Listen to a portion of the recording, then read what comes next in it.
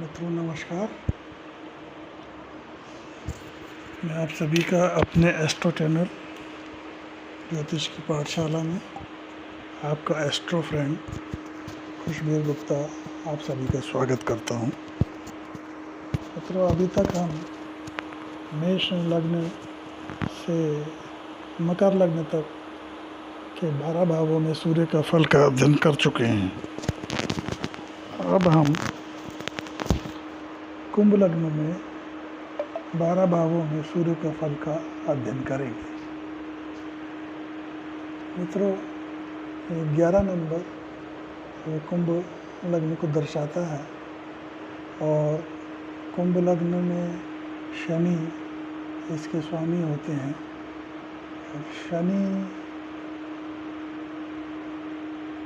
इनके कारक ग्रह होते हैं बुध और शुक्र,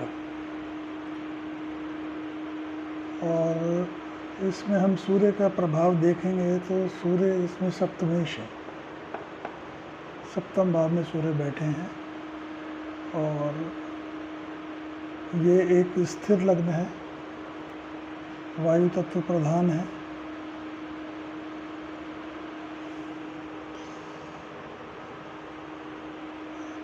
अब हम अगर सप्तमी सूर्य लग्न में बैठेगा तो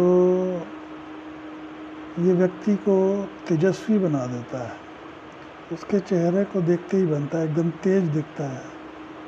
अगर तेज होगा तो अच्छा ही होगा, उसकी वाणी में ओज होगा। अगर वो लोगों पे क्रोध भी करेगा तो भी लोग उससे जुड़ना चाहेंगे। उसका एक ऑरा होगा, अपने आसपास एक आभा मंडल होगा। और ऐसे जातक अगर लग्न में सूर्य बैठेगा तो ऐसे जातक हाई रैंकिंग ऑफिसर, उच्च प्रशासनिक अधिकारी होते हैं, राजनीति में बहुत सफलता प्राप्त करते हैं और उसके अलावा व्यापार में, नौकरी में भी बहुत सफलता प्राप्त करते हैं। लेकिन पीड़ित होने की अवस्था में अगर शनि से दृष्ट हो या राहु से दृष्ट हो या राहु यहाँ पे बैठा हो तो ऐसे में वो जो है सूर्य को पीड़ित करके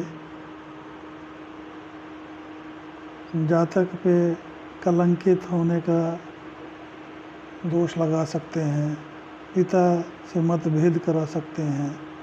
इस तरह की प्रॉब्लम्स पैदा होंगी। और अगर पीड़ित नहीं है तो लग्न में बैठा हुआ सूर्य हर तरह के अच्छे फल देगा। जातक अपनी जीवन में हर तरह की उपलब्धि, हर तरह की सुविधा, धन, मकान, हर क्षेत्र में सफल होगा। यहाँ पे अगर जातक चाहे, अगर सूर्य पीड़ित नहीं हो तो सूर्य का रत्न धारण कर सकता है। अब आ जाते हैं, अगर सप्तम भाव जो है धन भाव में बैठता है, ये बृहस्पति की राशि है, जल तत्व प्रधान राशि है, और अगर इसमें सूर्य बैठता है तो जातक को अपने पिता, अपनी पैतृक, अपने पितरों से भरपूर संपत्ति मिलती है। और पीड़ित होने की अवस्था में या ग्रहण दोष की अवस्था में जातक को उसकी वाणी खराब कर देंगे और उसका जो है रोगी बना देंगे, नेत्रों में पीड़ा दे देंगे। इस तरह की स्थिति पैदा होंगी। और अगर लेकिन जातक का विवाह के उपरांत, क्योंकि 7th हाउस में सूर्य जो है सप्तमेश है, जातक को शादी के बाद और ज़्यादा संपत्ति में वृद्धि होती है और ज़्यादा सफलता मिलती है। इसके बाद आ जाते हैं हम पराक्रम भाव में यहाँ पे सूर्य उच्च के हो जाते हैं और उच्च के होने के साथ साथ ये मंगल की राशि है। मंगल की राशि, मंगल कारक तो नहीं है इसमें, लेकिन अकारक भी नहीं है। उसका कारण ये है कि मंगल की एक दूसरी राशि केंद्र में बैठी है और यहाँ पे अगर सूर्य पीड़ित नहीं है तो यहाँ पे सूर्य बैठने पे जातक को, छोटे भाई बहनों को फ़ायदा मिलता है, छोटे भाई बहनों से भी फ़ायदा मिलता है। और यहाँ बैठ के अपने भजबुल पे, अपने दम पे, अपने पराक्रम के दम पे जातक जो है अपनी भाग्य का निर्माण करता है, हर तरह की संपत्ति अर्जित करता है। लेकिन पीड़ित होने की अवस्था में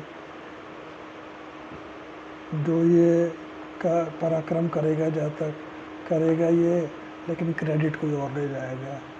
भाइयों से, छोटे भाइयों से सहायता तो वो लेंगे, लेकिन वो जातक की मदद नहीं करेंगे। इस तरह की स्थितियाँ निर्मित होंगी। अब आ जाते हैं हम सप्तमेश आके कर्म भाव में अगर बैठेगा, ये कर्म भाव में बैठने से वैसे तो फल अच्छे ही देगा। ये शुक्र की राशि है।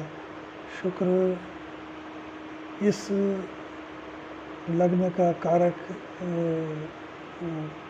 ग्रह है और कारक ग्रह के घर में आके ग्रहों का राजा सूर्य बैठेगा तो अगर ये बली है और पीड़ित नहीं है तो श्रेष्ठ फल देगा। लेकिन यही सूर्य माता को पीड़ा, पिता से मतभेद, घर में कलह जैसी स्थितियां निर्मित कर सकता है और जातक इसके लिए स्वयं जिम्मेदार होगा। अपने द्वारा अर्जित की गई सारी प्रॉपर्टी एक बार जातक फिर से गंवा सकता है।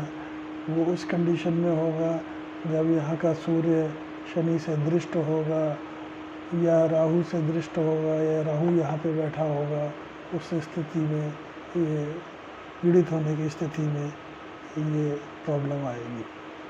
अब और अगर सूर्य इस घर में अगर बुध बैठता है, क्योंकि बुध भी आसपास ही होगा, तो पीड़ित न होने की अवस्था में ये केंद्र त्रिकोण राजयोग बनाएगा, जिससे जातक श्रेष्ठ फल ले सकता है। अब आ जाते हैं हम पंचम भाव में। पंचम भाव में अगर सप्तमेश पंचम भाव में बैठता है, ये एक खतरनाक स्थिति है। सप्तमेश का पंचम भाव में बैठना एक तरह से जातक को संतान उत्पत्ति में भयंकर समस्या देता है। यहाँ तक सुना गया है कि सप्तमेश अगर पंचमेश में आके बैठ जाए तो जातक निसंतान होता है। लेकिन यह स्थिति में निर्णय लेने से पहले हमें बुद्ध की तात्कालिक मित्रता को भी देखना होगा और दूसरा जातक की संतान के विषय में दोनों की कुंडली, पति पत्नी की दोनों की कुंडली देखने के बाद ही निर्णय लिया जा सकता है। अब आ जाते हैं अगर सप्तमेश षष्ठ भाव में बैठ जाए तो ये भी अगर पीड़ित नहीं हो तो ये शत्रुहंता की स्थिति बनाता है। लेकिन पीड़ित होने की अवस्था में, क्योंकि ये चंद्र की राशि है, चंद्र का सूर्य और चंद्र नैसर्गिक मित्र तो है, लेकिन तात्कालिक मित्रता देखनी होगी।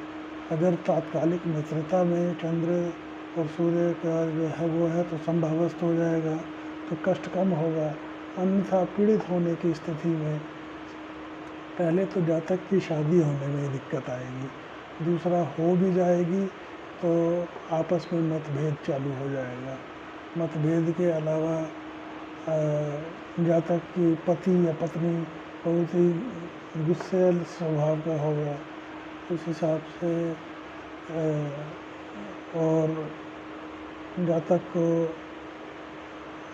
मैरिड लाइफ में भयानक प्रॉब्लम्स होने वाली हैं। अगर इस तरह की स्थिति होती है, अगर सप्तम भाव का सप्तमेश अगर जाके षष्ठ भाव में बैठ जाए और ऋण में भी डाल सकता है, और पति पत्नी की वो स्वास्थ्य की प्रॉब्लम भी दे सकता है। लेकिन उस सारी स्थितियों को देखने के लिए हमें ये चीज़ चेक करनी होगी, चंद्रमा की पोजीशन को देखना होगा कि उसके सूर्य से किस तरह की संबंध है। अब आ जाते हैं सप्तम भाव में। सप्तम भाव सप्तमेश, यहाँ पे अगर सूर्य बैठेगा तो ये स्थिर लग्न है। स्थिर लग्न को देखेगा, ये जातक को गुस्सैल बना देगा, उसकी एनर्जी और बढ़ा देगा, क्योंकि पहले ही वो स्थिर लग्न है और ऊपर से उस पर अगर उसकी दृष्टि पड़ेगी सूर्य की तो उसको गुस्सैल टाइप का बना देगा। और यहाँ पे अगर सूर्य पीड़ित है तो पति या पत्नी में के स्वास्थ्य में प्रॉब्लम, इस तरह की स्थिति पैदा होंगी। लेकिन अगर पीड़ित नहीं है तो यहाँ का सूर्य जो है शासन से फ़ायदा दिलवाने वाला, प्रशासनिक अधिकारी बनाने वाला, इस टाइप का भी फल देता है। लेकिन ये देखना होगा कि सूर्य किसी पाप ग्रह से पीड़ित ना हो। अब यही सप्तमेश अगर अष्टमेश में आके बैठ जाए तो अगर यहाँ पे सूर्य पीड़ित नहीं है तो जातक का पति पत्नी जो है धार्मिक प्रवृत्ति का होगा और धन्य ध्यान वगैरह सब कुछ ठीक ठाक होगा और कोई समस्या नहीं है। यहाँ से अगर वो देखेगा धन भाव को तो धन वगैरह भी, क्योंकि अष्टमेश और सूर्य को कोई दोष नहीं होता। और अगर ये पीड़ित होगा, पीड़ित होने की स्थिति में और 2-12 की स्थिति होने की वजह से जातक को, पति या पत्नी को कुछ न कुछ तो कष्ट होगा ही, और किस तरह का कष्ट होगा वो आगे विवेचना में ही बताया जा सकता है। और ऐसी स्थिति में जातक का स्वास्थ्य वगैरह भी खराब, पीड़ित होने की स्थिति में स्वास्थ्य की प्रॉब्लम होगी, हड्डियों में दर्द और इस तरह की स्थितियां पैदा होंगी।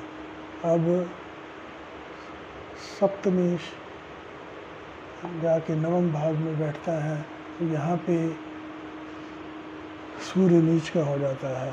अगर 10 डिग्री से नीचे है तो दिक्कत देगा, और अगर 10 डिग्री से ऊपर है तो और किसी शुक्र से तात्कालिक मित्रता वगैरह जो है उसकी अगर ठीक है तो कोई बात नहीं है। और डिग्री 10 डिग्री से ऊपर है तो कोई चिंता की बात नहीं है। लेकिन अगर 10 डिग्री से नीचे है तो ऐसे जातक को भाग्य का साथ नहीं मिलेगा। लेकिन ऐसी स्थिति में सप्तमेश का नवम भाव में बैठने से जातक का शादी के बाद भाग्योदय भी होता है।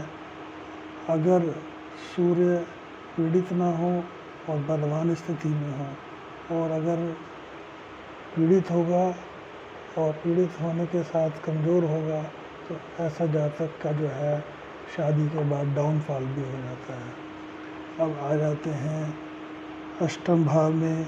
अष्टम भाव में सूर्य, अष्टम भाव में दशम भाव में, दशम भाव में मंगल की राशि है। मंगल सूर्य के मित्र है, लेकिन ये जल राशि है, ये अग्नि तत्व है। फिर भी यहाँ सूर्य बैठ के दिग्बली स्थिति में होते हैं। और मंगल से तात्कालिक मित्रता में अगर ठीक है तो यहाँ पे बैठा सूर्य जातक को प्रशासनिक अधिकारी, राजनीतिक, पॉलिटिशियन, सरकार से लाभ लेने वाला, सरकारी नौकरी करने वाला, अगर सारे गवर्नमेंट कॉन्ट्रैक्ट्स वगैरह में काम मतलब सरकार से लाभ लेना, चाहे नौकरी के माध्यम से, चाहे व्यापार के माध्यम से सरकार से लाभ लेता है। अब आ जाते हैं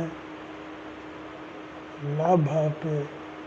अगर सप्तमेश लाभेश में बैठा होगा तो ऐसा जातक, ये अत्यंत श्रेष्ठ स्थिति है, क्योंकि ये भी अग्नि तत्व है और धनु ये भी अग्नि तत्व है। यहाँ पे अगर बैठा सूर्य 11वें भाव में बैठेगा तो बहुत ही श्रेष्ठ फल देगा। और शादी, अगर ये जातक सोचता है कि अगर मैं सेटल हो जाऊंगा तो शादी करूंगा, लेकिन अगर वो शादी कर लेगा तो सेटल हो जाएगा, ऐसी स्थिति निर्मित होगी। अब आ जाते हैं द्वादश भाव में। द्वादश भाव जो है शनि इसका स्वामी है। अगर सप्तमेश द्वादश में बैठ गया और वो पीड़ित हो गया तो ये मान के चलो तलाक हो जाएगा, कोर्ट कचहरी तक मामला पहुंचेगा, या पति या पत्नी की मृत्यु हो जाएगी, इस तरह की स्थिति निर्मित होंगी। और यहाँ पे अगर शनि लग्न में बैठा होगा और सूर्य यहाँ पे बैठा होगा तो ये आपस में जो है परिवर्तन योग बनाएंगे। तो ऐसे में फिर ये स्थिति टल जाएंगी। जातक की पत्नी जो है धार्मिक प्रवृत्ति की होगी और जातक को कोई दुष्परिणाम नहीं झेलना पड़ेगा। तो ऐसे जातक को चाहिए कि कुंडली मिलान करा के ही ये विवाह वगैरह का जो है, जो सप्तमेश वाली स्थिति में सूर्य में, ऐसे जातकों को कुंडली मिलान करके ही शादी करनी चाहिए, अन्यथा इसके बड़े दुष्परिणाम हो सकते हैं। और इसी के साथ अब हम अगली वीडियो में मीन लग्न में 12 भावों में सूर्य का फल का अध्ययन करेंगे।